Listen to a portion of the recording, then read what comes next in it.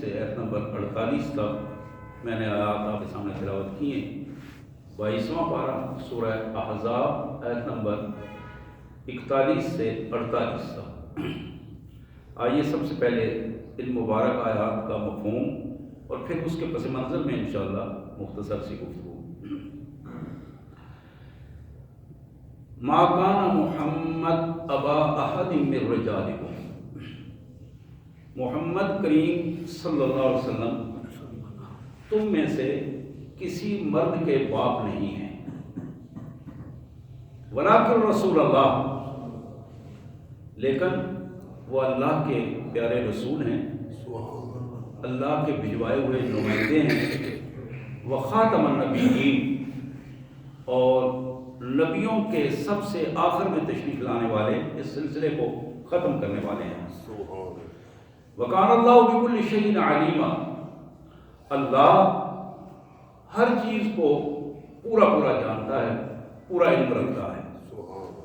یا ایھا الذین آمنوا، اے ایمان والو، اذکروا اللہ ذکرا کثیرا، اللہ کو یاد کیا کرو، زیادہ سے زیادہ اپنے اللہ کو یاد کیا کرو، اپنی زبان سے بھی، اپنے عمل سے بھی اپنے اللہ کو یاد رکھا کرو۔ وسبحوہ بکرۃ واصیلا، اور خصوصاً صبح طلوع ہونے کے بعد اور رات سورج کے غروب ہونے کے بعد خصوصاً اللہ کی تسبیحات بیان کیا کرو۔ وسبحوہ بکرۃ واصیلا، صبح شام اللہ کی تسبیحات بیان کیا کرو۔ هو الذی یصلی علیکم، وہی اللہ مالک الملک ہے جس کی رحمتیں خصوصی طور پر تم پر ہیں۔ وملائکتہ، اور اس کے فرشتے بھی تمہارے لیے اس کی رحمتوں کی دعائیں کرتے ہیں۔ لیخرجکم من الظلمات الی النور، تاکہ تمہیں اندھیروں سے نکال کر نور کی طرف، روشنی کی طرف لایا جا سکے۔ وکان بالمؤمنین رحیما، اور اللہ اپنے ایمان والے بندوں پر بڑی رحمتیں نازل فرمانے والا ہے۔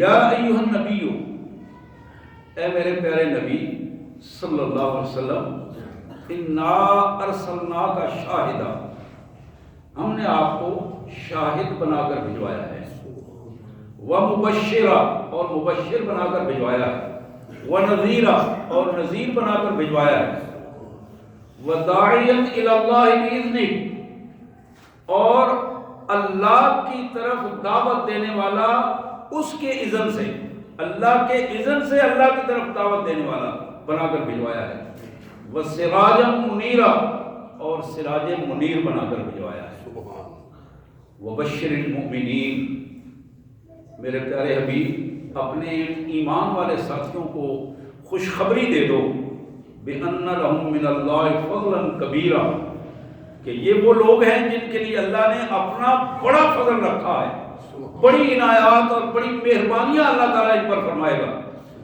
وَلَا تُطِعِ الْكَافِرِينَ وَالْمُنَافِقِينَ، اور انہیں بتاؤ کہ کافروں اور منافقوں کے پیچھے نہ لگے، وَدَعْ أَذَاهُمْ، اور ان کی طرف سے اگر کوئی تکلیف دہ معاملات ہیں تو ان کو بھول جائیں اور اپنے اللہ سے رابطے میں آ جائیں، وَتَوَكَّلْ عَلَى اللَّهِ، اور اپنے اللہ پر توکل کریں، وَكَفَىٰ بِاللَّهِ وَكِيلًا، بلا شبہ اللہ ان کا سرپرست، اللہ ان کا حفاظت کرنے والا، اللہ ان کا بہترین وکیل ہے۔ سبحان اللہ وبحمدہ، سبحان اللہ العظیم وبحمدہ، نستغفر اللہ، وصلی اللہ علی النبی وعلی آلہ وأصحابہ وأزواجہ وبناتہ وبارک وسلم۔ نبی محترم سید کائنات جناب رحمۃ للعالمین صلی اللہ علیہ وآلہ وسلم کا تعارف قرآن مجید نے ان الفاظ میں ہمارے سامنے رکھا ہے۔ حضور کا تعارف وہ نہیں ہے جو ہم اپنے طور پر کروائیں، ہم میں سے کوئی حضور کا تعارف نہیں کروا سکتا۔ نبی رحمت صلی اللہ علیہ وسلم کا تعارف ہم نہیں کروا سکتے، ہم تو اطاعت کرنے والے لوگ ہیں، ہم تو آپ کی امتی ہیں، ہم تو آپ کا کلمہ پڑھنے والے، آپ جو فرمائیں گے ہم اس پر عمل کریں گے، لیکن تعارف کون کروائے گا؟ جس نے اپنا نبی بنا کر بھیجا ہے، جس نے اپنا رسول بنا کر بھیجا ہے، یا پھر خود محمد کریم صلی اللہ علیہ وسلم اللہ کے حکم سے اپنا تعارف خود کروائیں گے۔ یہ دو ہی تعارف کے ذریعے ہیں۔ ہم جب بھی اپنے طور پر کوئی تعارف کروانا چاہیں گے تو اس میں غلطی کے امکانات ہوں گے، اس میں پھسلنے کے امکانات ہوں گے، تو لہذا ہمیں ہر لمحے اپنے اللہ سے اپنے نبی کا تعارف پوچھنے کے لیے، نبی صلی اللہ علیہ وسلم کا تعارف حاصل کرنے کے لیے، کیونکہ تعارف حاصل کرنا تو ضروری ہے، اس کے بغیر ہمارا ایمان ہی مکمل نہیں ہے، کہ ہمیں یہ پتہ نہ ہو کہ ہمارے نبی کون ہیں، ہمیں یہ پتہ نہ ہو کہ ہمارے نبی صلی اللہ علیہ وسلم کی تعلیمات کیا ہیں، ہمیں یہ پتہ نہ ہو کہ آپ کی مبارک سیرت کیا ہے۔ تو تعارف کے لیے یہ بنیادی عمل ہے کہ ہمیں اس بات کو ذہن میں رکھنا چاہیے کہ جتنا ہم قرآن مجید کا زیادہ سے زیادہ مطالعہ کریں گے، اپنے پیارے حبیب کے ساتھ زیادہ تعارف ہمارا ہوگا۔ جتنا مطالعہ کم کریں گے، قرآن سے دور رہیں گے، اتنا ہم نبی صلی اللہ علیہ وسلم سے دور ہوتے چلے جائیں گے، اللہ سے دور ہوتے چلیں گے۔ اللہ اور اللہ کے رسول سے تعارف حاصل کرنے کے لیے یہ لازم ہے کہ ہم قرآن کے قریب آئیں، قرآن مجید کو سمجھیں، قرآن مجید کو بار بار پڑھیں۔ یہی اللہ اور اللہ کے رسول صلی اللہ علیہ وسلم کا اصل تعارف ہے۔ اللہ نے یہ کائنات بنائی، اس کائنات کا آغاز نورانیت سے ہوا، نورانی تعلیمات۔ یہ جہاں اللہ نے فرمایا ہے کہ ہمیں تمہیں اندھیروں سے نکال کر نور کی طرف لانا چاہتے ہیں، لِيُخْرِجَكُم مِّنَ الظُّلُمَاتِ إِلَى النُّورِ۔ اندھیرا کیا ہے؟ جہالت ہے۔ جہالت کیا ہے؟ کہ انسان کا اپنا نفس اسے کچھ باتیں بتائے، شیطان اس کے ذہن میں کوئی باتیں ڈالے، ادھر ادھر سے سن کر اس نے اپنا ایک سوچ بنا لی ہو، اس کا نام جہالت ہے۔ اللہ تعالیٰ فرماتے ہیں کہ تم قرآن پڑھو گے تو جہالت سے نکل کر نور کی طرف آ جاؤ گے، جہالت کی طرف سے نکل کر روشنیوں کی طرف آؤ گے، اور روشنیاں ہی تمہاری اس دنیا کی زندگی کو بھی جگمگائیں گی اور آخرت کی زندگی کو بھی جگمگائیں گی۔ حضرات، نبی رحمت صلی اللہ علیہ وآلہ وسلم کی سیرت کا مطالعہ کرنے کے لیے یہ بات لازم ہے کہ جناب آدم علیہ السلام کو پہلے پہچانا جائے کہ بندہ مومن کا جو آغاز ہے، اس کائنات کا جو آغاز ہے، وہ علم سے ہوا ہے، نور سے ہوا ہے۔ اور وہ علم اور نور کیا ہے؟ وہ نبوت کا نور ہے، وہ نبوت کا علم ہے۔ اللہ تعالیٰ نے آدم علیہ السلام کو پیدا کیا، پہلا انسان بنایا اور پہلا نبی بنایا، پہلا انسان اور پہلا نبی۔ اور اس سے پہلے آدم علیہ السلام سے پہلے جو مخلوقات تھی، جن میں جنات کی مخلوقات تھی اور بہت سارے شیاطین کی مخلوقات تھی، وہ مخلوقات اپنی جگہ پر جتنے شیطانی عمل کر رہے تھے وہ سارے کے سارے جہالت کے عمل تھے۔ ان جہالتوں کے عمل کو ختم کر کے کائنات کے مالک نے اپنے پیارے رسول، پیارے نبی جناب آدم علیہ السلام کی تخلیق کی اور انہیں یہ بتایا کہ میرے رسول، ہم تمہیں اس کائنات میں اپنا نائب بنا کر بھجوا رہے ہیں، اپنا نائب، خلیفۃ اللہ فی الارض، اس زمین میں اللہ کا نائب۔ نائب کون ہوتا ہے؟ نائب وہ ہوتا ہے جو اصل جس کا وہ نائب ہے اس کے احکامات کو نافذ کرنے والا وہ نائب ہوتا ہے۔ نائب اپنی مرضی نہیں کرتا، نائب کوئی بھی اپنی مرضی نہیں کرتا، اگر وہ اپنی مرضی کرے گا تو نعمت اس کی ختم ہو جائے گی۔ تو یہاں اللہ نے حضرت آدم علیہ السلام اور دوسرے رسولوں اور پوری کائنات کو یہ بتایا کہ جتنے انسان اس زمین میں ہیں وہ جب تک ہماری مرضی کے مطابق چلتے رہیں گے تو وہ خلیفۃ اللہ فی الارض ہیں، اس زمین میں اللہ کے نائب ہیں اور اللہ کے دیے ہوئی تعلیمات، اللہ کے دیے ہوئے قانون کو نافذ کرنے والے ہیں۔ حضرات، یہی نیابت آدم علیہ السلام سے نوح علیہ السلام تک پہنچی، یہی نیابت نوح علیہ السلام سے ابراہیم علیہ السلام تک پہنچی، جناب ابراہیم علیہ السلام سے موسیٰ علیہ السلام، پھر جناب عیسیٰ علیہ السلام۔ یہ اللہ کے جلیل القدر پیغمبروں کو میں نے نام بتائے، ورنہ تو آپ جانتے ہیں کہ 1,24,000 یا 44,000 یعنی ایسے اللہ نے فرمایا کہ بے شمار نبی ہیں میرے جن کے نام میں نے تمہیں نہیں بتائے۔ رسلا قد قصصناہم وَمَن لَّمْ نَقْصُصْ حُکْمَ قَالَ اللہ تبارک و تعالیٰ کہ ایسے رسول جن کے نام ہم نے تمہیں بتا دیے ہیں، ایسے بھی ہیں جن کے نام نہیں بتائے، تمہیں بتایا ہی نہیں کہ وہ کون کون سے ہیں۔ تو ایک پورا سلسلہ ہے، لیکن اس پورے سلسلے کو اللہ نے روشنی اور نورانیت میں پیدا فرمایا۔ ان میں سے ہر ایک کی تعلیم اندھیروں سے نکال کر روشنی کی طرف لانے والی تعلیم تھی، اور محمد کریم صلی اللہ علیہ وسلم نے اس سلسلے کو ختم کیا۔ اب میں اس کو بالکل دوسری طرف، اس کا دوسرا پہلو آپ کے سامنے رکھنا چاہوں گا کہ اللہ کے پیارے رسول صلی اللہ علیہ وسلم نے جب اس روشنی اور نورانیت کا آغاز فرمایا وہ کیسے ہوا۔ آپ کی عادت شریفہ تھی اعلان نبوت سے پہلے طبیعت میں ایک تلاش حق کی ایک کیفیت تھی، جس کو قرآن مجید نے کہا وَوَجَدَكَ ضَالًّا فَهَدَىٰ۔ میرے رسول صلی اللہ علیہ وسلم آپ حق کی تلاش میں تھے، حق کی تلاش میں سرگرداں تھے، ڈھونڈ رہے تھے کہ حق کیا ہے۔ اب اس کیفیت میں فَهَدَىٰ، ہم نے آپ کو راستہ دکھایا کہ حق یہ ہے۔ اللہ کے پیارے نبی صلی اللہ علیہ وسلم کے بارے میں حدیث مبارک بخاری میں، مسلم میں، سیاستہ کی دوسری حدیث مبارک میں یہ الفاظ بڑے واضح ہیں۔ ام المومنین فرماتی ہیں سیدہ خدیجہ الکبریٰ سلام اللہ علیہ کہ حضور صلی اللہ علیہ وسلم روزانہ غار حرا میں تشریف لے جاتے ہیں۔ بعض اوقات ایک دن، بعض اوقات راتوں کو بھی وہاں ٹھہرنا شروع ہو گئے، بعض اوقات کئی دن وہاں ٹھہرے رہتے، ستو پانی کچھ چیزیں اپنی لے کے جاتے، اور کیفیت یہ تھی کہ آہستہ آہستہ یہ وقت بڑھتا گیا۔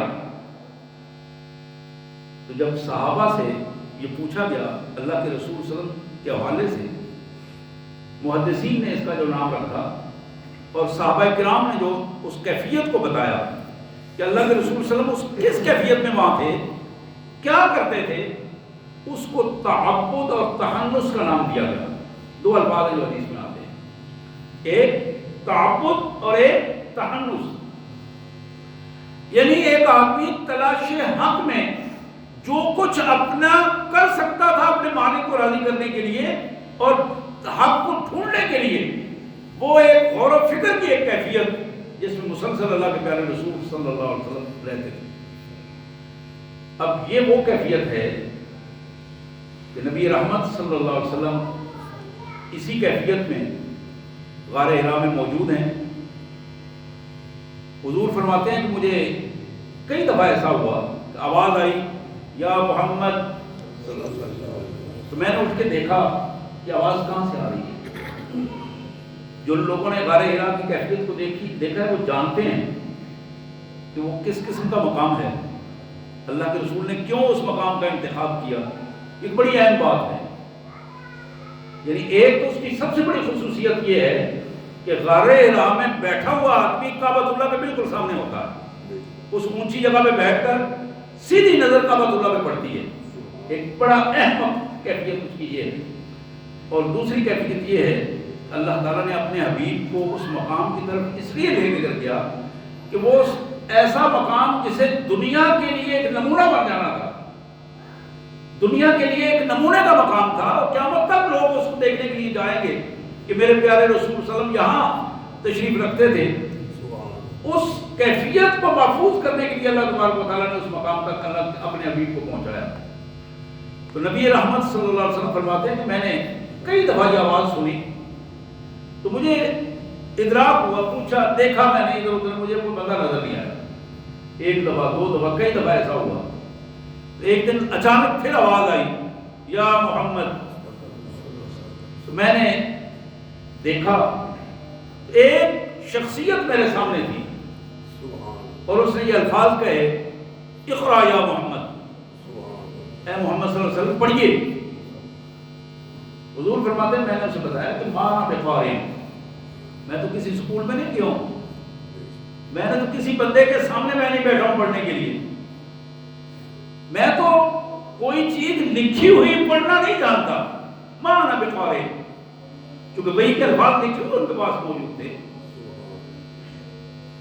3 دفعہ اس شخصیت نے یہ بات کہی، 2 دفعہ کہی اور تیسری دفعہ جب حضور فرماتے ہیں کہ مجھے اس نے اپنے ساتھ لگایا، اپنے دونوں بازوؤں کے ساتھ اچھی طرح بھینچا، تو مجھے اپنی جسم کی جو باڈی ہے اس میں کوئی چیز سرایت ہوتی ہوئی محسوس ہوئی، اور پھر اس نے جب مجھے چھوڑا تو پھر اس نے وہ الفاظ کہے، اقرا یا محمد، اقرا بسم ربک الذی خلق، محمد صلی اللہ علیہ وسلم پڑھیے اپنے پروردگار کے نام سے جس نے آپ کو بھی اور ساری مخلوقات کو بھی پیدا کیا ہے۔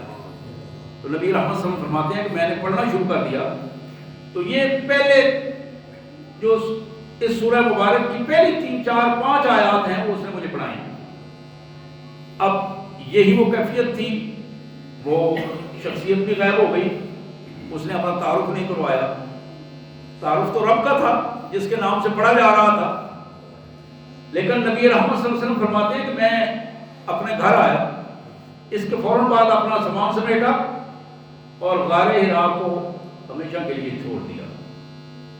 اس جملے پہ ذرا غور کیجیے، میں نے جملہ کہا ہے نا، غار حرا کو اپنا سامان سمیٹنے کے بعد ہمیشہ کے لیے چھوڑ دیا۔ میرے نبی اس وقت کے بعد غار حرا سے نکلے ہیں، پھر غار حرا میں نہیں آئے۔ غار حرا کی پوزیشن چلہ کشی کی پوزیشن تھی، چلہ کشی کی پوزیشن تھی، ایک چیز کو تلاش کرنے کی پوزیشن تھی، اور وہ عظیم ہستی جب اس کا ادراک ہو گیا تو پھر دوبارہ آپ غار حرا میں تشریف نہیں لائے۔ یہ پورے اپنا رسول اللہ صلی اللہ علیہ وسلم کے بعد کی زندگی اس پر گواہ ہے کہ دوبارہ پھر آپ غار حرا میں تشریف نہیں لائے، گھر آئے۔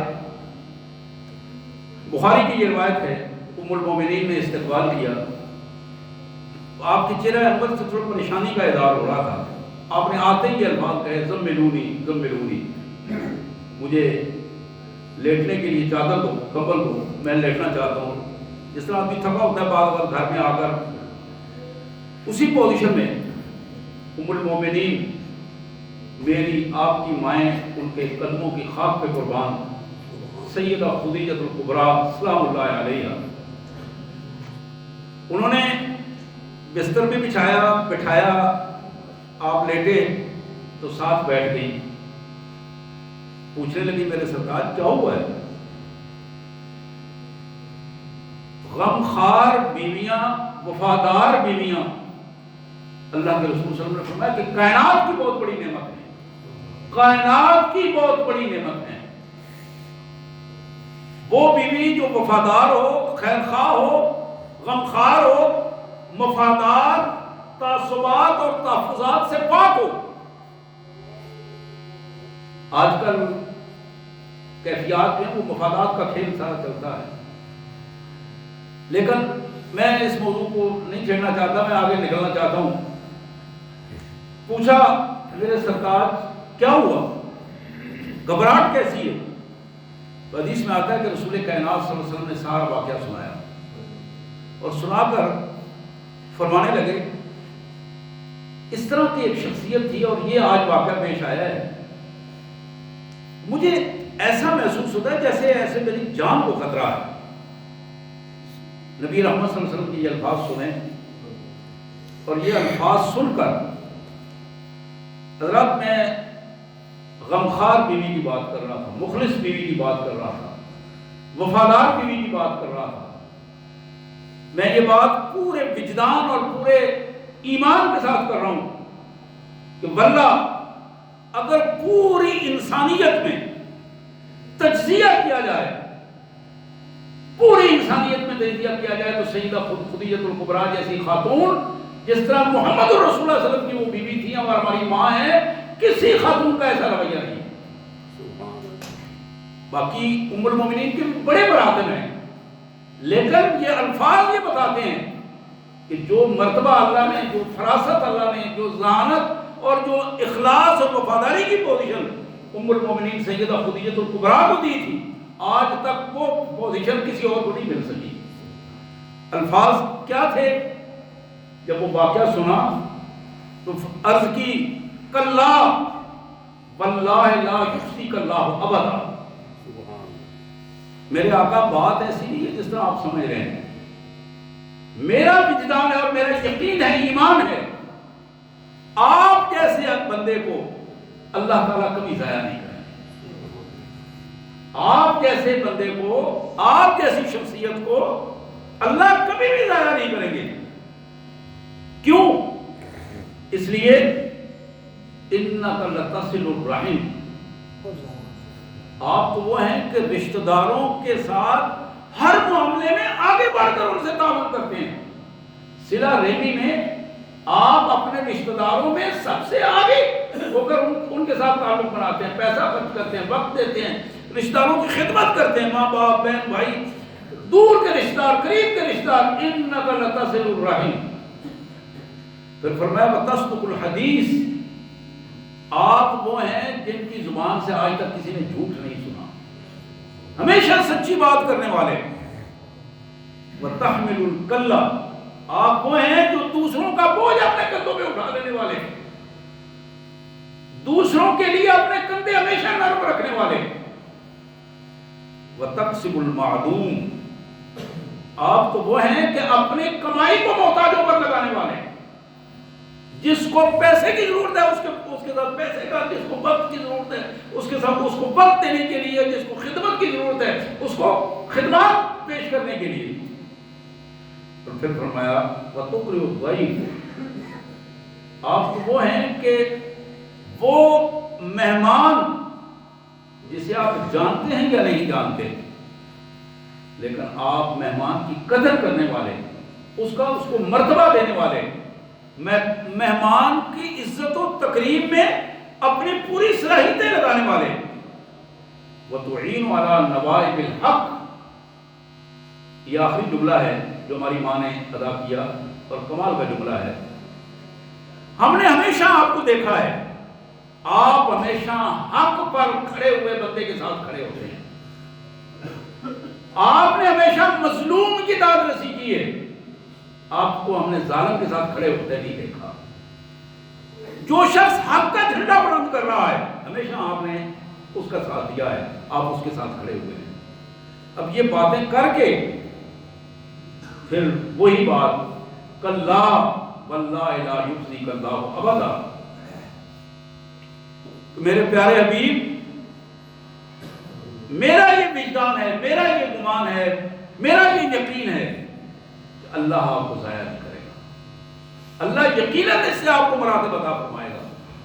حضرات، غار حرا سے نکل کر جو پہلا مرحلہ محمد کریم صلی اللہ علیہ وسلم کی مبارک زندگی میں آیا، وہ پہلی دعوت جو آپ نے اپنے دین کی دی، اپنے اللہ کا تعارف کروایا، اپنا تعارف کروایا، وہ اپنی بیوی اور ہماری ماں سیدہ خدیجہ الکبریٰ کو تھا۔ اور اس بیوی نے یہ نہیں پوچھا، یہ نہیں کہا کہ یہ آپ کا بہن ہوگا، آپ نے جو کچھ سنا آپ کا بہن ہوگا۔ آپ ذرا سوچئے تو صحیح، آپ کیسی باتیں کر رہے ہیں۔ بڑی بھی مخلص سے مخلص بیوی، لیکن سیدہ خدیجہ نے یہ الفاظ نہیں کہے۔ سیدہ خدیجہ نے اسی وقت یہ الفاظ کہے کہ اشہد ان لا الہ الا اللہ وحدہ لا شریک لہ واشہد ان محمدا عبدہ ورسولہ۔ آپ کی دعوت جب اپنی بیوی تک پہنچی، اس دعوت کا استقبال انہوں نے کیا سب سے پہلے، اور پھر دوسرا بندہ جس تک آپ نے دعوت پہنچائی وہ آپ کا بے تکلف قریبی دوست، اس کا نام سیدنا ابوبکر صدیق رضی اللہ تعالیٰ عنہ۔ امت محمد میں صلی اللہ علیہ وسلم، پوری امت محمد میں نبی محترم صلی اللہ علیہ وسلم اور انبیاء کے بعد افضل ترین شخص جس کا نام ابوبکر صدیق رضی اللہ تعالیٰ عنہ، بلا شبہ امت کی اکثریت اس پر اتفاق کرتی ہے۔ اور وہ وجہ کیا ہے؟ بے شمار وجوہات ہیں، لیکن ابوبکر صدیق کے پاس جب یہ دعوت پہنچی، اللہ کا تعارف پہنچا اور محمد کریم صلی اللہ علیہ وسلم نے اپنا تعارف کروایا ایک بے تکلف دوست سے، جس کے ساتھ اندھیروں میں بھی، روشنی میں بھی، ہر وقت مہمات میں بھی، یعنی اعلان نبوت سے پہلے کی جو خیر کی مہمات تھی، یہ دونوں دوست مل کر ان کو چلایا کرتے تھے۔ جانتے تھے ایک دوسرے کو. ابو بکر نے نہیں کہا یار سوچو تو صحیح کیسی بات کر رہے ہو, اب میں کیسے تمہیں نبی مانوں, میں تمہاری ساری صورتحال جانتا ہوں, میں سب جانتا ہوں. دوست یہی کچھ کہتے ہیں نا کہ آپس میں ایک دوسرے سے جب بات ہوتی ہے, لیکن اس دوست نے یہ نہیں کہا. الفاظ یہ ہیں کہ ابو بکر کے زبان سے جو الفاظ نکلے, آپ جو بات کر رہے ہیں میرے دل میں بھی یہی بات تھی, گویا کہ میرے دل کی آپ بات کر رہے ہیں کہ اللہ تعالیٰ آپ سے کوئی بڑا کام لینا چاہتا ہے. آپ وہ عظیم شخصیت ہیں, آپ نے جو بات کی میں اس پر ایمان لاتا ہوں, سچ کہا آپ نے. حضرات یہی دعوت جناب ابو بکر صدیق رضی اللہ تعالیٰ عنہ کے بعد جناب علی کرم اللہ وجہہ کے پاس پہنچی. حضرت علی کی عمر اس وقت 8-10 سال سے زیادہ نہیں تھی, بچے تھے, محمد کریم صلی اللہ علیہ وسلم کے گھر میں پل رہے تھے. حضور صلی اللہ علیہ وسلم کی پرورش کچھ دیر جناب ابو طالب نے کی, اور جب آپ اپنے گھر میں الگ ہوئے تو آپ نے چچا سے یہ درخواست کی کہ علی کو میرے ساتھ بھجوا دیں, یہ میرے بیٹے کے طور پر میں اس کی پرورش کروں گا. تو جناب علی رسول اللہ صلی اللہ علیہ وسلم کی زیر پرورش رہے, زیر تربیت رہے. اور بچہ تو اپنے گھر میں سب کچھ جانتا ہوتا ہے, اس کا بھائی, اس کا چچا, اس کا ماموں کیا کر رہا ہے, کب سوتا ہے, کیسے جاگتا ہے, اس کی کیفیت کیا, اپنی بیوی سے کیسے بات کرتا ہے, گھر میں کیسے رویے, آتا کب ہے, جاتا کب ہے, یہ ساری کہانیاں ہمارے گھر کے بچے سب جانتے ہیں. لیکن آپ کے علم میں ہونا چاہیے کہ پہلی دعوت جب جناب علی کرم اللہ وجہہ کے پاس پہنچی تو جناب علی نے اس دعوت کو قبول کیا. اور پھر حدیث میں آتا ہے کہ آپ نے پوری برادری بنو ہاشم, یعنی اپنا قبیلہ, پوری برادری بنو ہاشم کی اکٹھی کی اور اس برادری کی دعوت کی. 1 دن 2 دن 3 دن اس دعوت میں پہلے 2 دن آپ بات کرنا چاہتے تھے, برادری نے بات نہیں سنی. یہاں بھی ایسے ہوتا نہیں, بعض اوقات برادریوں کو بلایا جاتا ہے, ادھر ادھر شور شرابہ کر کے اٹھ جاتے ہیں, بات نہیں سننا چاہتے. وہاں بھی اس قسم کے رواج تھے. 2 دن رسول اللہ صلی اللہ علیہ وسلم بات سنانا چاہتے تھے, انہوں نے بات نہیں سنی, کھانا کھایا, اٹھ کے شور شرابہ کرتے کرتے ہوا کرتے کرتے نکل گئے. تیسرے دن حدیث میں آتا ہے کہ آپ باہر دروازے پہ کھڑے ہو گئے, کھانا ان کے سامنے رکھا, دروازے پہ کھڑے ہو گئے. آپ نے فرمایا آج میں نہیں جانے دوں گا تمہیں, آج تیسرا دن ہے اور میں اپنی بات سنا کے تمہیں جانے دوں گا. اب بیٹھ گئے سب لوگ. حضور صلی اللہ علیہ وسلم نے فرمایا, اللہ کا تعارف کروایا, اپنا تعارف کروایا اور پھر دعوت دی. حضرات پوری برادری میں یہ نوعمر نوجوان, نوعمر 8-10 سال کا بچہ جب حضور نے دعوت دی تو صرف یہ اکیلا کھڑا ہوا. اس کے والد بھی وہاں موجود تھے, ابو طالب بھی وہاں موجود تھے, چچا بھی موجود تھے, حمزہ بھی موجود تھے, عباس بھی موجود تھے, باقی چچا بھی موجود, یعنی پوری برادری بیٹھی تھی. اور یہ سارے لوگ مسجد اور خاندان کے وہاں سردار لوگ تھے. جب نبی رحمت صلی اللہ علیہ وسلم نے دعوت دی تو یہ ایک نوجوان کھڑا ہوا اور اس نے عرض کی, محمد صلی اللہ علیہ وسلم, علی آپ کے ساتھ ہوگا, حالات کچھ بھی ہوں, سخت ہو نرم ہو, رات ہو دن ہو, مشکلات ہو آسانیاں ہو, علی آپ کے ساتھ ہوگا. اور کسی سطح پر بھی علی آپ کو اکیلے چھوڑ کر پیچھے نہیں ہٹے گا. آپ حکم دیں میں آپ کی اطاعت کروں گا. تو برادری نے پھر وہی حرکت کی, وہ سارے مذاق کر کے کہنے لگے, ابو طالب اب تم اپنے بیٹے کی بات مانو, جس کو بھی چلنے پھرنے کا بھی ہوش نہیں ہے, یہ تمہارا سردار بن گیا ہے. حضور صلی اللہ علیہ وسلم نے آخر میں جو جملہ کہا تھا کہ بنو ہاشم آپ میں سے ایک ہی بندہ کھڑا ہوا ہے اور میں تمہیں کہتا ہوں کہ اس کے راستے پہ چلو. علی نے جو راستہ اختیار کیا ہے یہ کل تمہارے لیے کامیابی کا راستہ ہے. اس کو وہ مذاق سے ٹال کے پھر سارے نکل گئے. حضرات کے پہلا مرحلہ تھا. اس دعوت کا چوتھا نقطہ جناب زید بن حارثہ رضی اللہ تعالی عنہ, جناب زید گھر کا ملازم, یہ وہ عظیم شخصیت ہیں اور نمونے, یہ چاروں شخصیت جن کا میں ذکر کر رہا ہوں آپ یقین کریں کہ ان کا کوئی مقابلہ نہیں ہے. عظیم لوگ ہیں یہ چاروں. جناب زید سیدہ خدیجہ سلام اللہ علیہ کا بھانجا، بہت اچھا کاروباری نوجوان تھا، باہر گیا ہوا تھا بیرون ملک، تو وہاں سے ان دنوں یہ غلام وغیرہ خریدتے تھے. تو اس زید کو خرید کر لایا اور بھتیجا تھا، تو پھوپھی محترمہ کو پیش کیا سیدہ خدیجہ کو کہ پھوپھی جان یہ بچہ میں آپ کی خدمت کے لیے لایا ہوں، میری طرف سے یہ تحفہ قبول کیجئے، اور بڑا ہی اچھے گنوں والا سمجھدار بچہ ہے اور یہ آپ کی خدمت کرے گا.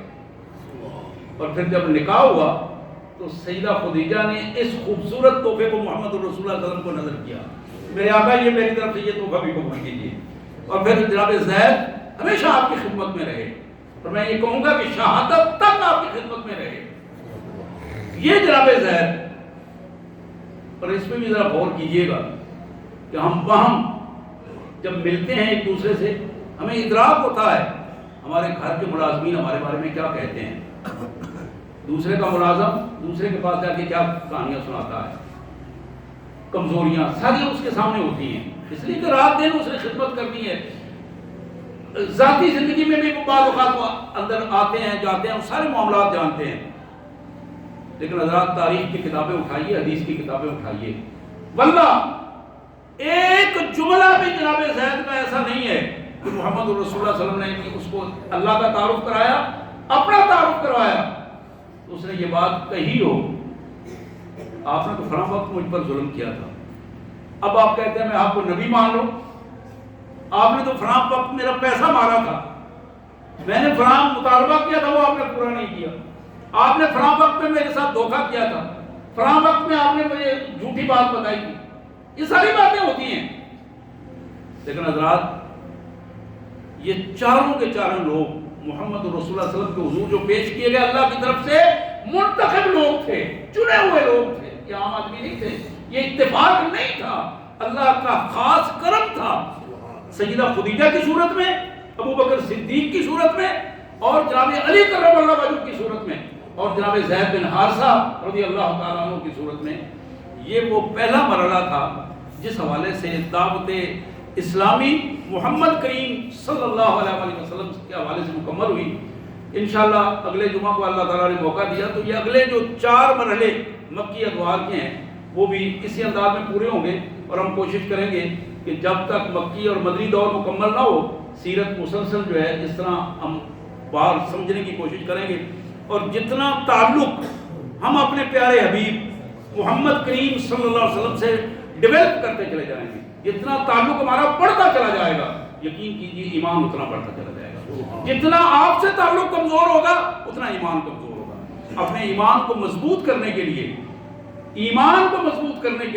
محمد کریم صلی اللہ علیہ وسلم سے اپنے تعلق کو بڑھائیے. اللہ میں اس کی توفیق عطا فرمائے.